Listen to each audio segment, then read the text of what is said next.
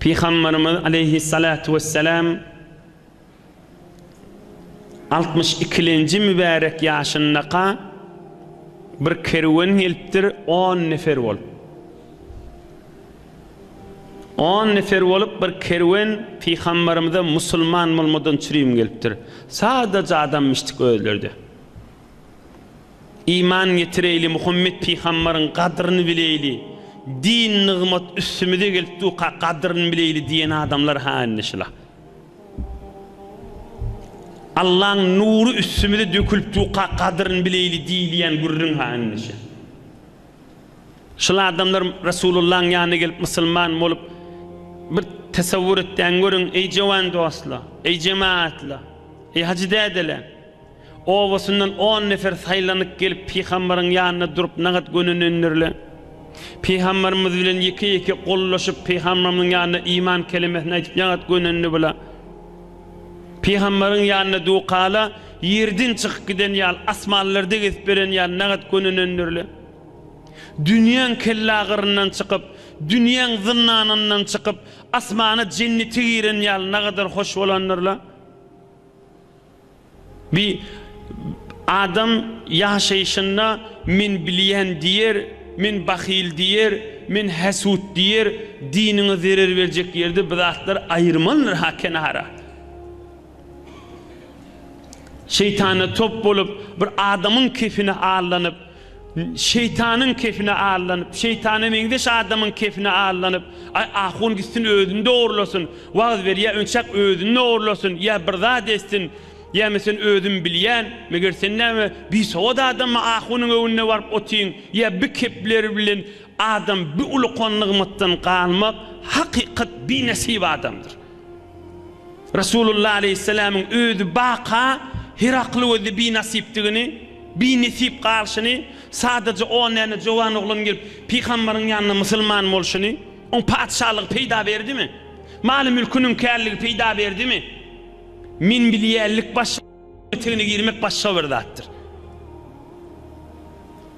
Ödüm okuyup bilerin, ödüm näme derin, ödüm birdat ba, ödüm saytlan içinde, ödüm mahvaralardan kulak asarın, bu bir görüründür, bereketin eteğini Resulullah Aleyhissalatu vesselam'ın dirman yaşayışı aydılıp tuqa, onun bereketinin eteğini sümüyüp çıkçaylaşıp oturmak ol başa bir nurdur.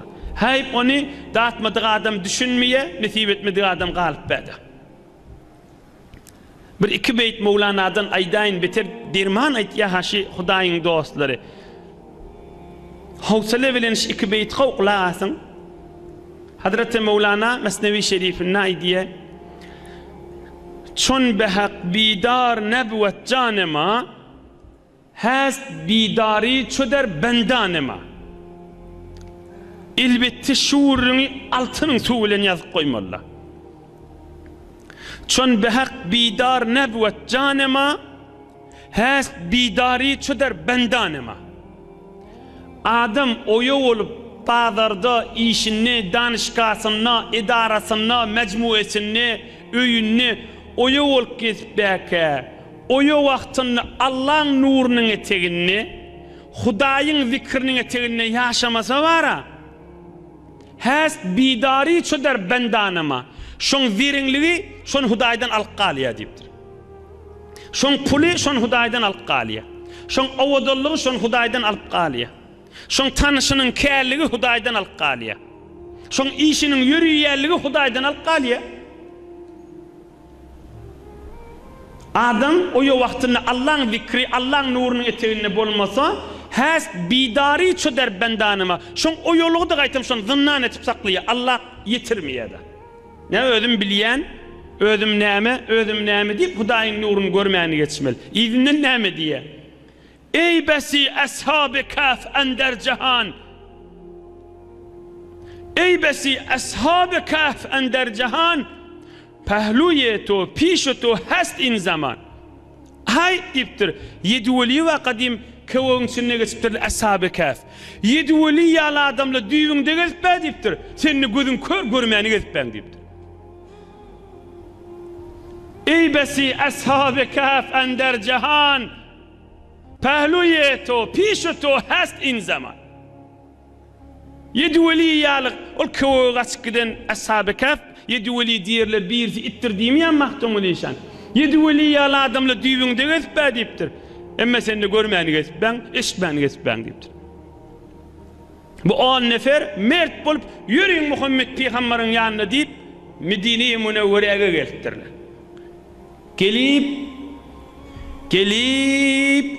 Gelip Medine'de konttur bu 10 nefer. Yere kontturlar, bahilçiliklerini ayırıp, özüm bilýärliklerini ayırıp, görüýliň nur bolsa ýaşaýlyň diýip gelen adamlar Cennetil Baqi başmahal Cennetil Baqi Resulullah aleyhissalatu vesselam'ın gapdanna kolqon ziyaretka Medine-i Münewwere'de ashab-ı kiram ýaty kan, ewliyalar ýaty kan, ulamalar ýaty, peýgamberiň gyzlary ýaty, Hazreti Osman Zun-Nureyn ýaty Cennetul Baqi'da. Hazreti Ebu Said el-Hudri ýaty, Hazreti Sa'd ibn Muaz ýaty, Hazreti Osman ibn Maz'un ýaty, kan sahabalar ýaty. Şo tak gelip konturlar. O wagtda kabr az, mübarek kabrlar, yılgın zat kanmıştık şo taada çöküptirle gelip. 10 nefer var. وَخَلَّفُوا فِي رَحْلِهِمْ أَهْدَثِهِمْ سِنًّا Am şol 10 neferin içinde yaş kiçirägi yüklerinin arasına koyup 9 nefer olup Peygamberimizin mübarek huzuruna uğraptırlar yankı 10 nefer kerwan gelenine.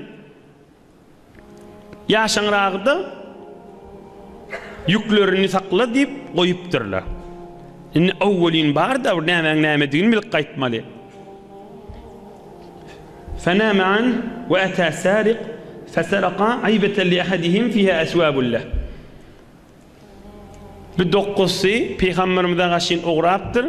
Bir ýaşaçyk oglanyň ýükleň arasynda ýa-da ýükleri elini ýükleňsine goýup ýatyp galypdyrýan galanjy oglan.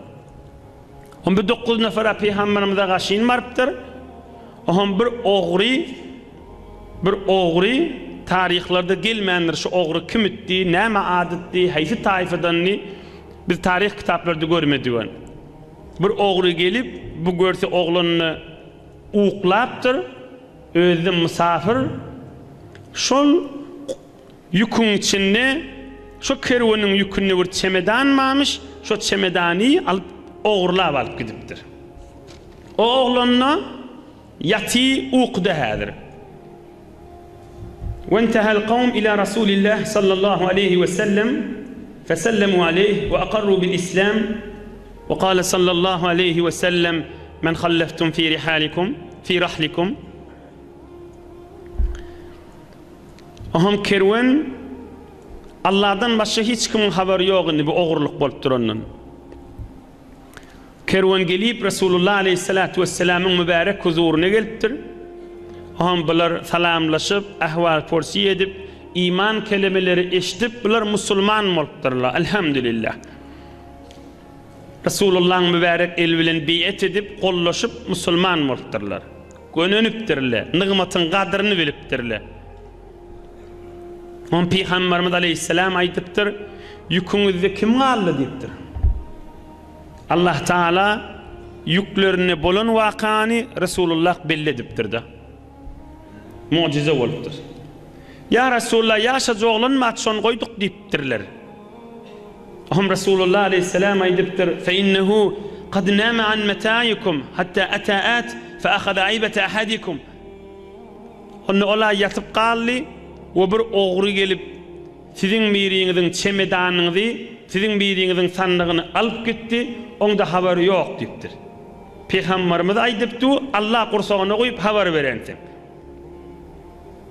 Aham bir aýdypdyr, ya Resulullah diýipdir. Çemedan bir menki wagty diýipdir. Men çemedanym gidipdir onu diýipdir. Aham Peygamberimiz aýdypdyr, "Ýok narahat bolup pikre galyp ýörme" diýipdir. Çemedan ýene ýygyny geldi, o ýene de oglanyň elini neşmahal ýüküň içinde diýipdir. Aham Peygamberimiz aleyhissalatu vesselam bir tofor İslam dininiň şeriatyny halal haramlardan, awamir etmeli işlerden we etmeli işlerden sahabalaryna ýazdyryp beripdir. Ve qari olan Ubey ibn Ka'b aýdypdyr, "Şolara Qur'an öwretdi." Aham olar yankı gurrun sebepli bir yükünün başına gelipdirle şu çemedanın gurrununu idarla. Aham gelillerini aham yankı yaşacı olandan soraptırla nem ollu deyiptirle. Ama yaşacı olan aydıptır mena yatıydım birden tiskinip turdum elim zatları gözleştirdim görsem çemedan yok. Aham görsem bir ayakçay var ayakçayı idarlap gittim. Aham görsem şeyli bir oturan miştik taşanrakta. Aham şu oturan adamı görüp yorttum. Şoňa şin barayın deyip şayet şol alan bolsun şol oğurluk eden bolsun deyip bir hayalık bilen aham men şoňa şin yortup oğrandı o kaçıp gitti. Aham barıp göremde fe ida eseru hafr ve ida huwa kad gayyaba al-ayba fastakhrajtuha. Barıp görsem şu taada bir kazılıptır. O şu taada gömüptür çemedani. Aham men şu açtımda çemedani sanığı alıp qayttım deyiptir. Onda biz Resulullah aleyhissalatu vesselam'ın yanına otu kakşıdaktır haber verdi. Gen mucize oldu deyiptirler. Çemedan gitti o çemedan yine öwürlüp geldi deyip şuna çeli haber verdi. Neşhedü ennehu Resulullah sallallahu aleyhi ve sellem. Aham bir yankı yaşaçık oğlununa alıp barıp aham ona da iman kelimesini ayttırıp Kur'an-ı Kerim'den bir tofor surları öğrenip bulalarından sonra Hak Resulullah aleyhissalatu vesselam gelin kerveni madam savgat berýänmiş bunlara da savgat berip yola salıp goýberdir. Ey cemaatler, ey musulmanlar, ey hacı dädeler, ey hakıl zamanına, ilm zamanına yaşapda insaniyet ve Allah'dan utanmağı adamlar yadından çıkarıp baryan zamanına yaşap veren Türkmen oğullar. Allah Teala hazir ve nazır. İmanı var mı tamam Müslümanlığın. Allah hazir ve nazırdır. Türkmen entek bir zat gurrun olanda Allah hazırdır, Allah nazırdır diyendir.